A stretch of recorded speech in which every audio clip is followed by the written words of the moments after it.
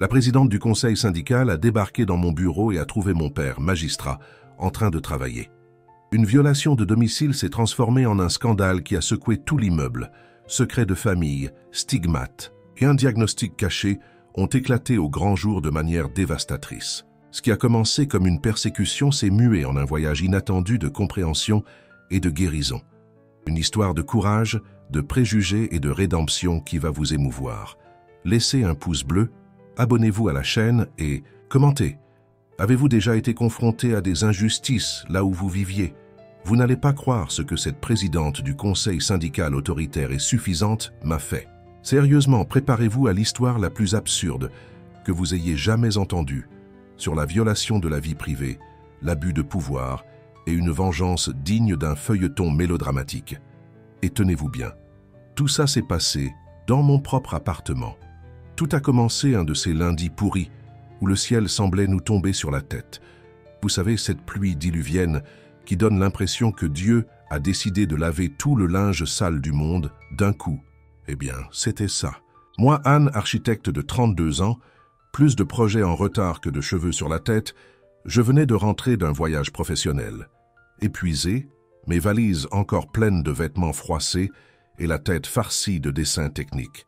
La seule chose dont j'avais envie, c'était une douche chaude, un petit vin et le confort de mon canapé.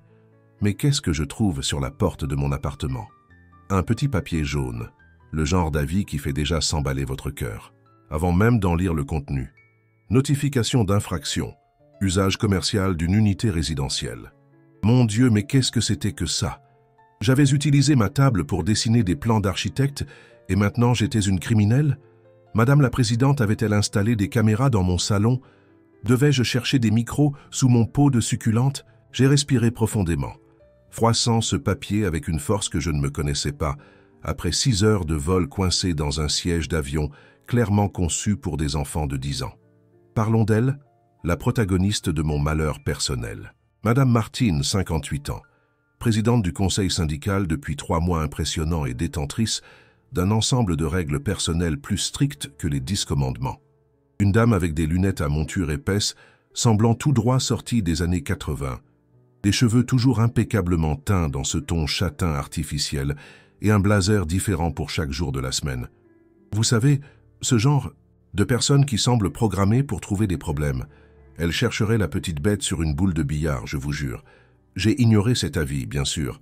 Qui n'a jamais travaillé à la maison? Nous sommes en 2025, mon Dieu. Tout le monde a un coin de son appartement transformé en bureau improvisé depuis la pandémie. Ce n'est pas comme si j'accueillais des clients pour des essayages de lingerie ou que j'avais monté une usine de feux d'artifice dans mon salon. 3 jours plus tard, alors que je finissais de ranger les courses du supermarché, oui, celle où vous jurez que vous allez manger sainement cette fois, mais finissez avec 3 paquets de biscuits fourrés dans le sac, j'entends la sonnette. Je regarde par le Judas et manque de tomber à la renverse. C'était mon père. Mon père. Sans prévenir, sans message, il est simplement apparu. Comme si la vie n'était pas déjà assez compliquée. Maintenant, laissez-moi vous expliquer l'ampleur du problème. Mon père n'est pas un monsieur quelconque qui décide de faire une visite surprise. Il est, ou plutôt était, un magistrat très respecté, du genre à apparaître aux journaux télévisés pour prononcer des jugements dans des affaires importantes. Sauf qu'il y a 6 mois, il a dû prendre un congé temporaire. La version officielle? Raison de santé. La vérité? Un diagnostic récent de troubles bipolaires qu'il refusait d'accepter jusqu'à ce qu'il ait un épisode pendant une audience. Ce fut un scandale étouffé grâce à de nombreux contacts et à l'influence, mais qui a laissé mon père anéanti. L'homme qui avait toujours été synonyme d'autorité essayait maintenant d'échapper aux médias comme s'il était un criminel. « Papa, qu'est-ce que tu fais ici ?» ai-je demandé, essayant de ne pas paraître aussi choqué que je l'étais réellement. « J'ai besoin d'un endroit où rester quelques jours. La presse n'arrête pas de rôder autour de ma maison et tes frères n'ont pas de place, répondit-il, entrant sans attendre d'invitation, traînant une valise qui semblait contenir toute sa vie. Cet homme de 65 ans, aux cheveux grisonnants, parfaitement coiffé même après des heures de voyage, à la posture impeccable malgré des cernes profonds, était visiblement fragilisé. Mais il dégageait toujours cette aura d'autorité qui faisait trembler les avocats. Et maintenant, il était dans mon salon, observant mes sous-verres désorganisés et la vaisselle du petit déjeuner encore dans l'évier, comme s'il inspectait les pièces à conviction d'un crime. « Papa, tu ne peux pas débarquer comme ça », tentai-je d'expliquer, tout en le regardant arpenter l'appartement comme s'il inspectait une scène de crime. « J'ai une vie, j'ai du travail, j'ai… »« Ta mère m'a mis à la porte », interrompit-il, s'asseyant sur mon canapé avec le soupir de quelqu'un qui venait de porter tout le poids du monde sur ses épaules. « Elle a dit que je ne reviens que lorsque… j'accepterai complètement le traitement. Et comment allais-je dire non? Comment refuser l'asile à l'homme qui avait financé mon école d'architecture, qui m'avait appris à faire du vélo, qui avait pleuré en cachette à mon mariage, puis à mon divorce? Impossible. Mon cœur a fondu et me voilà acceptant quelques jours qui, au fond de moi, je savais déjà seraient bien plus que cela. La semaine suivante, j'ai reçu un appel du genre qui vous noue l'estomac. Un client important voulait une réunion en personne à Lyon pour discuter d'un projet de complexe hôtelier à Megève. Le genre de projet qui peut changer une carrière, vous savez? Ceux que vous mentionnez négligemment lors d'événements, juste pour voir la tête envieuse des confrères. Le problème? Laisser mon père seul dans l'appartement. « Papa, je dois voyager pour 3 jours. Tu vas t'en sortir ici? » « Anne, pour l'amour de Dieu, j'ai passé 35 ans de ma vie à décider du sort des gens. Tu crois que je ne peux pas rester seul pendant 72 heures ?» répondit-il, ajustant ses lunettes de lecture tout en feuilletant un livre qu'il avait déjà dû lire une quinzaine de fois. « Je m'inquiète juste. Tu prends bien tes médicaments?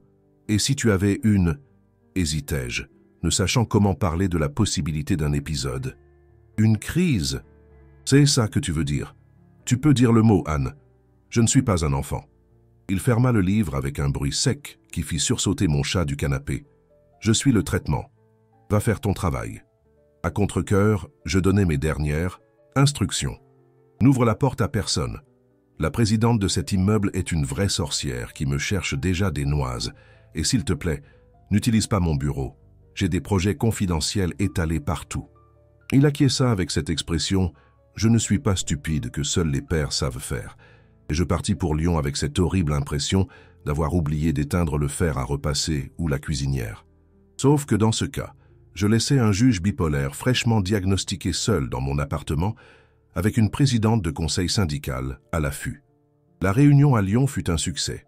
Le client adora mes propositions, versa un acompte généreux. Et j'ai même réussi à dîner dans ce restaurant japonais très coté que j'avais toujours voulu essayer.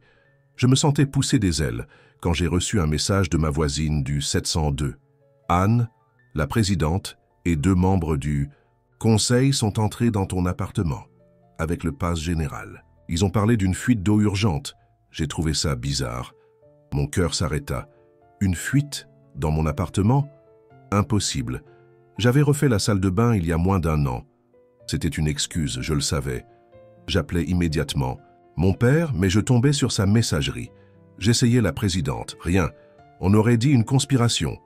Je pris le premier vol retour, donnai pratiquement un pourboire exorbitant au chauffeur de taxi pour qu'il brûle quelques feux rouges, et montai les escaliers de l'immeuble, car attendre l'ascenseur me semblait une torture. Quand j'arrivai à la porte de mon appartement, j'entendis des voix altérées à l'intérieur. J'enfonçai la clé dans la serrure avec des mains tremblantes et tombai sur une scène digne d'une comédie burlesque.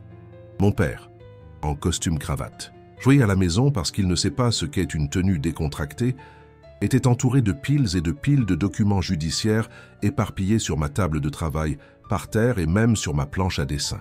De l'autre côté, la présidente Martine, 2 membres du conseil syndical que je connaissais à peine, et une expression triomphante sur son visage, comme si elle avait trouvé le Saint Graal. « Qu'est-ce qui se passe ici ?» criai-je, laissant tomber mes valises par terre. « Votre fille est arrivée, monsieur le juge.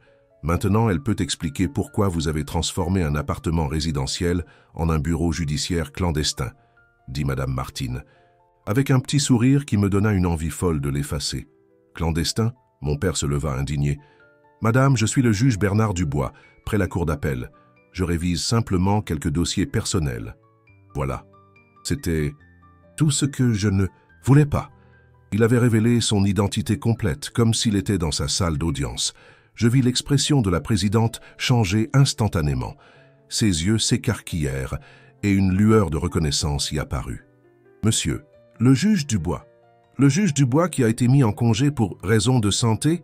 Elle appuya les derniers mots comme si elle mettait d'énormes guillemets autour d'eux. À ce moment, je réalisais que la situation venait d'empirer de façon exponentielle. Mon père laissa tomber son stylo, qui atterrit dans sa tasse de café, éclaboussant de liquide brun des documents qui n'auraient probablement jamais dû quitter le tribunal. L'odeur du café mêlée à la tension et à la honte emplit la pièce. « Je ne vois pas de quoi vous parlez », tenta de dissimuler mon père, commençant à ramasser frénétiquement les papiers. « Bien sûr que si. J'ai travaillé au palais de justice pendant 15 ans avant de prendre ma retraite. Vous êtes le juge qui a fait une dépression nerveuse en pleine audience de l'affaire du détournement de fonds publics. » Elle se tourna vers les conseillers. « Nous avons un juge mis en congé pour problème psychiatrique qui utilise un appartement résidentiel comme bureau non autorisé. Ce n'est pas seulement une infraction au règlement de copropriété, c'est une affaire pour le Conseil supérieur de la magistrature. » À cet instant, j'eus l'impression d'avoir reçu un coup de poing dans l'estomac. Non pas à cause de la menace de l'amende ou de la réprimande de la copropriété, ce serait le moindre mal. Mais voir mon père, cet homme qui avait toujours été un monument de dignité et de respect, être exposé de cette manière cruelle, son diagnostic utilisé comme une arme, c'était dévastateur. « S'il vous plaît, sortez de mon appartement », réussis-je à dire, d'une voix qui ne semblait pas la mienne. « Vous êtes entré sans autorisation. C'est une violation de propriété. » Nous avions une urgence. « On nous a signalé une fuite qui pouvait endommager l'appartement du dessous », répondit l'un des conseillers. Un monsieur chauve qui semblait souhaiter être n'importe où, sauf là. « Et où est la fuite? Où est le plombier? Pourquoi la présidente? Est-elle ici et pas le gardien ?» lançai-je, sentant ma confiance revenir à mesure que l'indignation grandissait. C'était une excuse pour envahir ma vie privée, et tout le monde ici le sait. Madame Martine ajusta son blazer bleu marine, celui du jeudi, remarquai-je, et afficha ce sourire faux de celle qui se croit en contrôle. Vous recevrez une notification formelle de l'administration. Et quant à monsieur le juge, eh bien, je suis sûr que le CSM sera intéressé de savoir comment des documents confidentiels sont traités en dehors de la cour. Après leur départ, je m'effondrai sur le canapé. Mon père était blanc comme un linge, organisant les documents avec des mains tremblantes. « Pourquoi, papa? Pourquoi as-tu fait ça? J'ai besoin de rester actif, Anne. Si j'arrête de travailler, je vais devenir complètement fou, » avoua-t-il, avec une vulnérabilité que je ne lui avais jamais vue auparavant. Ces affaires sont anciennes, déjà classées. Je les révise juste pour un livre que j'écris. Il n'y a rien d'illégal. Légal ou non, le mal était fait.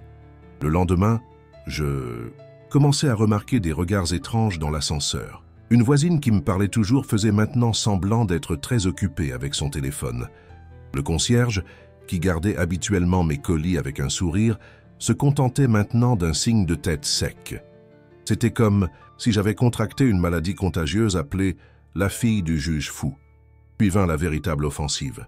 Les groupes WhatsApp de l'immeuble, ceux qui ne servaient normalement qu'aux plaintes concernant le bruit et aux avis sur le nettoyage des cuves d'eau, bouillonnaient maintenant d'insinuations sur l'appartement 703, le mien, abritant des activités suspectes.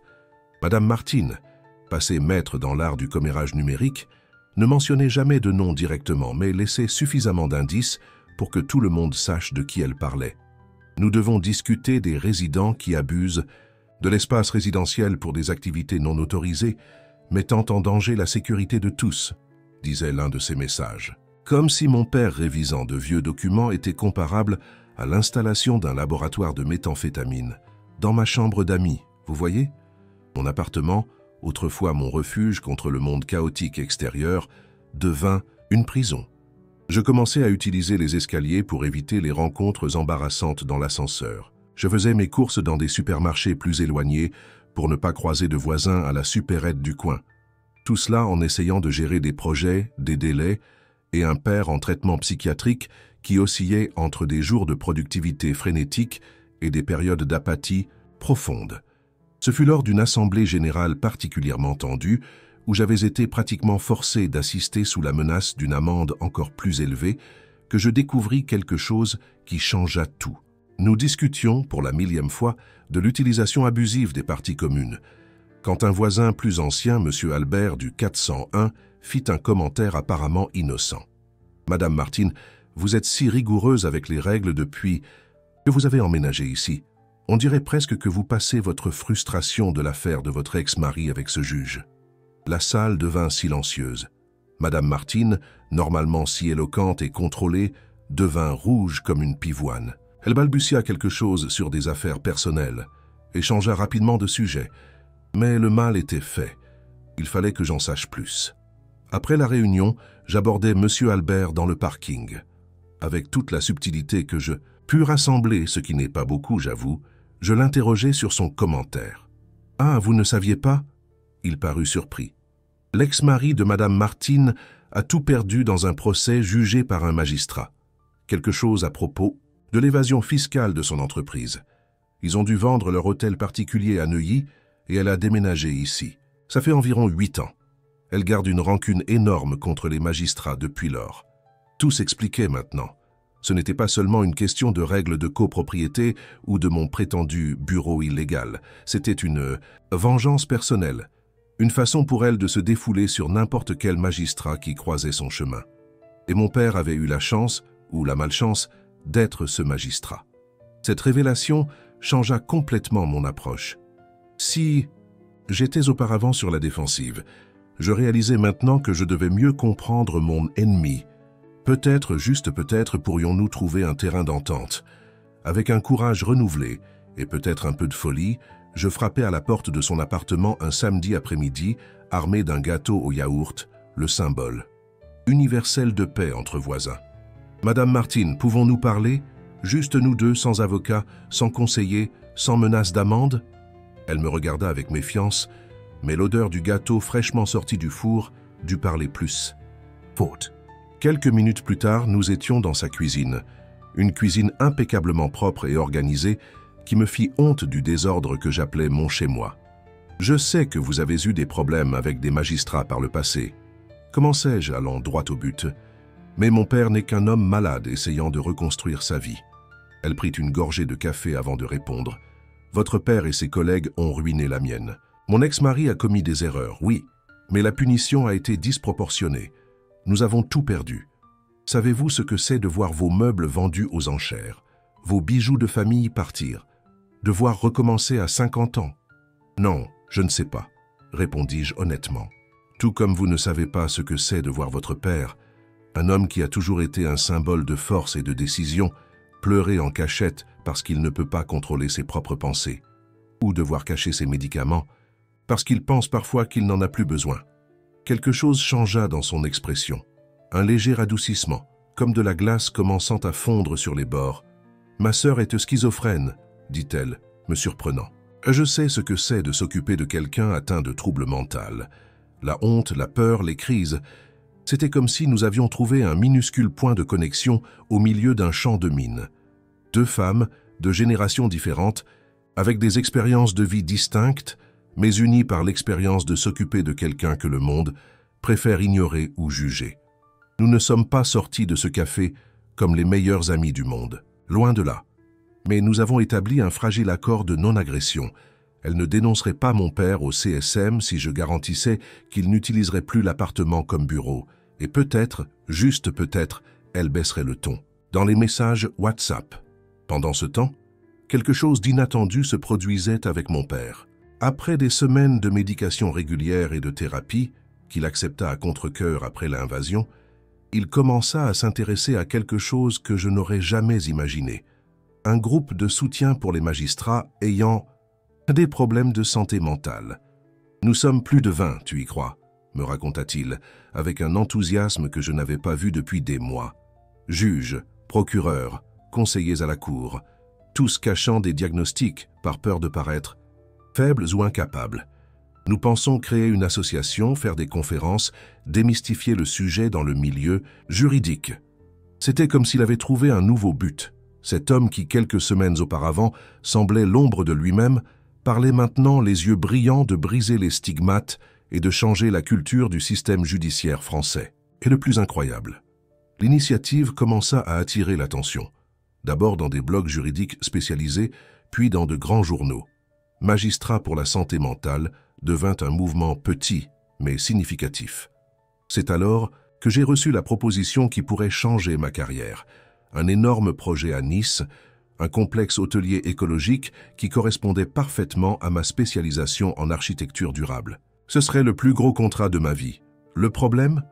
Je devrais déménager temporairement pour au moins 6 mois. « Papa, je vais devoir refuser, » dis-je pendant le dîner, remuant ma nourriture sans vraiment manger. « Pourquoi diable ferais-tu ça ?» demanda-t-il en fronçant les sourcils. « Tu sais très bien pourquoi. Je ne peux pas te laisser seul, pas avec les médicaments récents, les effets secondaires, Madame Martine qui attend le moindre faux pas.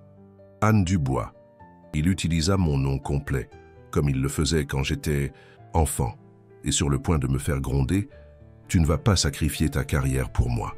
J'ai déjà causé assez de problèmes dans ta vie.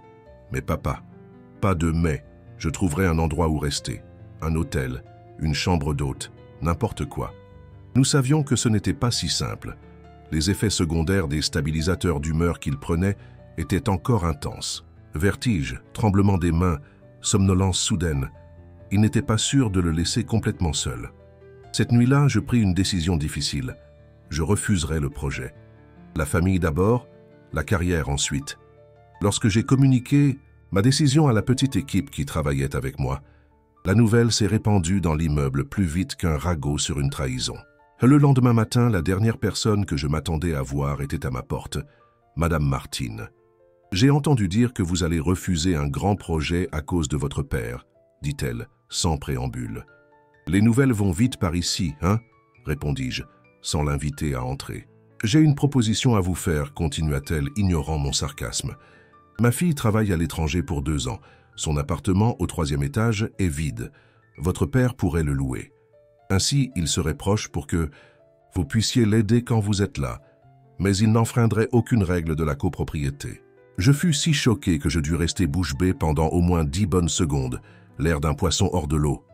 Madame Martine, la même femme qui, quelques semaines auparavant, menaçait de dénoncer mon père au CSM, lui offrait maintenant un appartement. « Pourquoi feriez-vous ça ?» réussis-je enfin à demander. « Disons que je comprends ce que c'est de s'inquiéter pour quelqu'un qui a besoin de soins particuliers. » Elle ajusta ses lunettes, mal à l'aise avec ce moment de vulnérabilité. De plus, l'appartement est inoccupé. Mieux vaut avoir un juge comme locataire que de le laisser vide.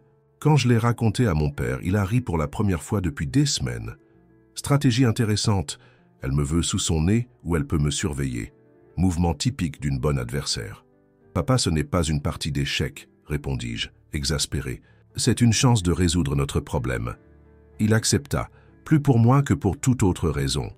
Et ainsi, lors d'un week-end bizarre, je me retrouvais à aider mon père à déménager dans l'appartement de la fille de la femme qui avait envahi ma maison pour le prendre en flagrant délit de travail. Si ça, ce n'est pas matière à feuilleton télévisé, je ne sais pas ce que c'est.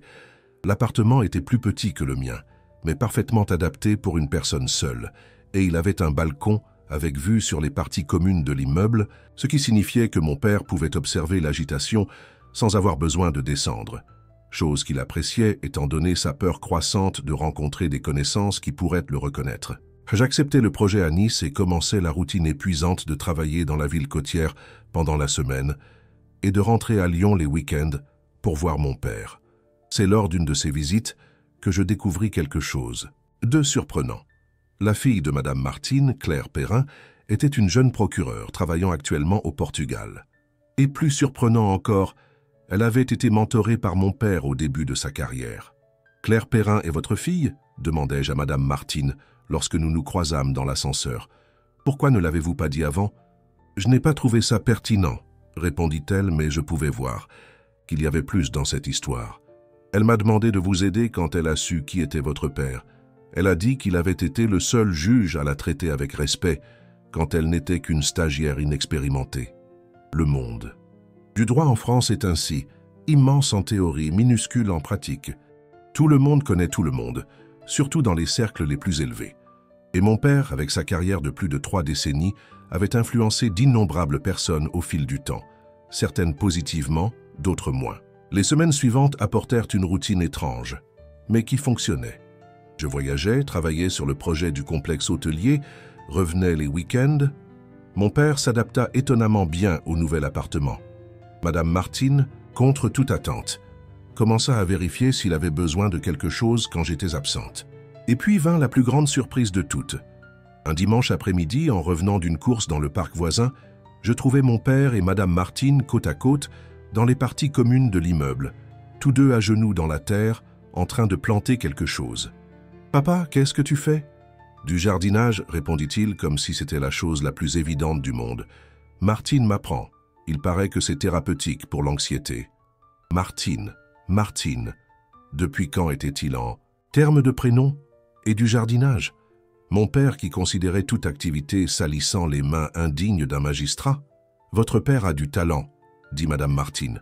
Non, juste Martine maintenant, apparemment. Les fougères que nous avons plantées la semaine dernière commencent déjà à pousser. La semaine dernière, depuis combien de temps cela durait-il? Étais-je tombé dans un univers parallèle où les présidentes de conseils syndicales, vengeresses et les juges bipolaires devenaient des amis jardiniers? Mais ce n'était pas une hallucination. Dans les semaines suivantes, à chaque visite, je trouvais d'autres preuves de cette improbable amitié. Des herbes aromatiques plantées dans des pots sur le balcon de mon père, des magazines de jardinage sur la table basse, un chapeau de paille accroché près de la porte. C'est un passe-temps courant dans notre génération, expliqua mon père quand je l'interrogeais sur cette amitié inattendue. Et connaître son ennemi de près a toujours été une stratégie militaire efficace, ajouta-t-il avec un clin d'œil qui me disait qu'il n'avait pas complètement perdu son sens de l'humour. Au 5e mois du projet à Nice, je revins pour une semaine entière à Lyon afin de finaliser certains dessins nécessitant l'approbation en personne du client. C'est là que je remarquai une transformation impressionnante dans l'immeuble. La terrasse sur le toit, autrefois un espace sans âme utilisé uniquement pour étendre le linge occasionnellement, abritait maintenant un petit potager communautaire. Tomates, cerises, laitues, basilic, ciboulettes, tout organisé dans des bacs surélevés faits de bois de récupération. C'était l'idée de votre père, raconta Martine, quand elle me vit admirer l'espace. Il a dit qu'il nous fallait plus de verre et moins de béton dans cet immeuble. Et vous savez quoi? Il avait raison. Plus surprenant encore était de voir comment les voisins qui nous évitaient auparavant se réunissaient maintenant régulièrement pour s'occuper des plantes. Monsieur Joseph du 502, Madame Hélène du 801, même le grincheux Michel du 304, tous participaient au projet. Mon père était devenu une sorte de célébrité locale, non pas comme le juge fou, mais comme le juge aux plantes. Et ça ne s'est pas arrêté là. Avec une confiance renouvelée, mon père commença à offrir des consultations juridiques gratuites aux résidents de l'immeuble. Doutes sur des contrats, problèmes de travail, questions de pension alimentaire, tout était discuté informellement pendant les sessions de jardinage. Avec l'autorisation formelle de l'administration, lire, Martine, il transforma un passe-temps en un service communautaire. Quand le projet à Nice toucha enfin à sa fin, je revins définitivement à Lyon. Ce que je trouvais n'était pas seulement un immeuble en copropriété, mais une communauté transformée. Le groupe WhatsApp de l'immeuble, autrefois un champ de bataille numérique, débordait maintenant de messages sur des recettes avec les herbes du potager, des conseils de culture et des remerciements à Monsieur Dubois pour des conseils juridiques qui avaient fait économiser du temps et de l'argent aux résidents. Martine convoqua une assemblée générale extraordinaire, mais cette fois, pas pour distribuer des amendes ou se plaindre d'infractions. L'objectif était de mettre à jour le règlement intérieur de la copropriété en créant des règles qui permettraient le travail à distance responsable. Notre règlement a été rédigé en 1998, expliqua-t-elle pendant la réunion. Nous devons nous adapter aux temps nouveaux, aux nouvelles façons de travailler. L'ironie ne m'échappa pas. La même femme qui avait envahi mon appartement parce que je dessinais chez moi défendait maintenant le droit au télétravail. Mais je n'en fis pas mention. Certaines victoires sont plus douces en silence. Au 6e mois après toute cette confusion initiale, je reçus une invitation que je n'aurais jamais attendue. Claire, la fille de Martine, était revenue au pays pour une visite rapide et organisait une table ronde sur la santé mentale dans la magistrature. Et elle voulait mon père comme intervenant principal. L'événement aurait lieu dans la salle des fêtes de l'immeuble même, un espace qui m'avait été refusé auparavant lorsque j'avais tenté d'organiser une petite exposition de mes projets. Je ne sais pas si je suis prêt pour ça, avoua mon père la veille de l'événement. Nous étions sur le balcon de son appartement, arrosant les orchidées qui étaient devenues sa nouvelle passion. Parler publiquement de ma condition. Il y a encore tellement de préjugés dans le milieu juridique.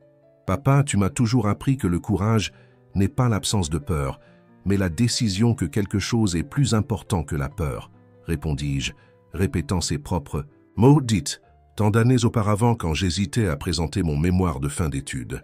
Le soir de l'événement, j'observais mon père nerveux, ajustant sa cravate bleu marine, sa préférée pour les audiences importantes, avec des doigts tremblants. La salle des fêtes, normalement décorée avec ses arrangements floraux artificiels, sans âme typique des immeubles bourgeois, était transformée. Des plantes du potager communautaire décorèrent l'espace, créant une atmosphère accueillante et vivante. Le public surprit tout le monde. Il n'y avait pas seulement des résidents de l'immeuble, mais des journalistes spécialisés dans le pass. Domaine juridique, des étudiants en droit, d'autres magistrats. Beaucoup d'entre eux d'anciens collègues de mon père. Et là, au premier rang, assise droite comme une statue, mais les yeux curieusement humides, se tenait Martine. Quand mon père monta sur la petite estrade improvisée, un silence respectueux se fit. Il s'éclaircit la gorge, ajusta ses lunettes et commença d'une manière que lui seul connaissait. « Bonsoir à tous. Je m'appelle Bernard Dubois et je suis un magistrat atteint de troubles bipolaires. Simple, direct, sans détour, typique de lui. Il y a 6 mois, je considérais cela comme une condamnation à mort pour ma carrière, ma dignité et mon but dans la vie. Aujourd'hui, je comprends que ce n'est qu'une partie de qui je suis. Une partie qui nécessite un traitement, oui, mais qui ne me définit ni ne me disqualifie. » Tandis qu'il poursuivait son récit honnête sur les défis, les rechutes, la médication, et surtout sur la manière dont le système judiciaire français traite, ou plutôt ignore, la santé mentale de ses acteurs, j'observais le visage des gens autour. Il n'y avait ni pitié ni sarcasme, comme mon père le craignait tant. Il y avait de la reconnaissance, de la compréhension, et dans certains cas, du soulagement, le soulagement de celui qui se voit enfin représenté, de celui qui réalise qu'il n'est pas seul. À la fin de la conférence, la file de personnes voulant lui parler s'étendait hors de la salle. Juges, procureurs, avocats, tous partageant leurs propres histoires, beaucoup d'entre elles gardées secrètes pendant des années par peur du stigmate. Je trouvais Martine près de la table à café, se servant une tasse avec des mains pas très fermes. « Votre père est un homme courageux, » dit-elle, sans me regarder directement. Claire l'a toujours dit, mais je refusais d'y croire. J'étais aveuglé par mon propre ressentiment. « Et vous êtes une femme surprenante, » répondis-je sincèrement. « Vous avez transformé un conflit en une opportunité de croissance pour toute la communauté. » Elle haussa les épaules, mal à l'aise avec le compliment. J'ai juste fait ce qui devait être fait. Cet immeuble mourait lentement, vous savez. Des voisins qui ne se parlaient pas, des parties communes vides, personne ne se souciant de rien d'autre que de ses propres 4 murs. Il faut parfois une bonne crise pour réaliser ce qui compte vraiment. Je regardais autour de moi dans la salle, les visages animés, les conversations sincères, les plantes qui donnaient vie à l'environnement, et je perçus la profonde vérité de ces mots. L'invasion qui avait initialement semblé une catastrophe s'était transformée en quelque chose de bien plus grand que nous. Et mon père, cet homme qui 6 mois plus tôt se cachait, honteux de sa condition, était maintenant entouré de gens gesticulant avec animation tout en discutant de la création d'un programme de soutien psychologique pour le tribunal. Son visage, autrefois constamment tendu et vigilant, s'ouvrait maintenant en sourire. Sincère, je réalisais alors que mon père et moi avions trouvé quelque chose que nous cherchions depuis longtemps, bien avant que toute cette confusion ne commence. Ce n'était pas seulement un endroit où vivre ou travailler, c'était un lieu d'appartenance, un endroit où nous pouvions être imparfaits, vulnérables, humains, et pourtant acceptés. Qui aurait cru qu'il nous faudrait une présidente de conseil syndical indiscrète, une violation de domicile et une crise de santé mentale pour découvrir que la communauté n'est pas seulement un ensemble d'appartements empilés, mais un tissu de relations, de conflits résolus et de mains tendues dans les moments difficiles. Si cette femme n'avait pas débarqué dans mon bureau cet après-midi pluvieux, si elle n'avait pas trouvé mon père travaillant sur des documents qu'il n'aurait pas dû, peut-être serions-nous tous encore isolés dans nos petites bulles de béton, prétendant que les problèmes n'existent pas si nous gardons nos portes bien verrouillées. Et quand je vois mon père aujourd'hui, arrosant ses plantes sur le balcon ou conseillant un voisin sur des questions juridiques, coiffé d'un chapeau de paille que je n'aurais jamais imaginé le voir porter, je réalise que parfois, les pires invasions peuvent mener aux meilleures transformations. Que les murs que nous construisons pour nous protéger finissent souvent par nous emprisonner. Et que peut-être, juste peut-être, nous avons besoin d'être envahis de temps en temps pour nous rappeler que nous ne sommes pas faits pour vivre dans des boîtes isolées, aussi confortables qu'elles puissent apparaître.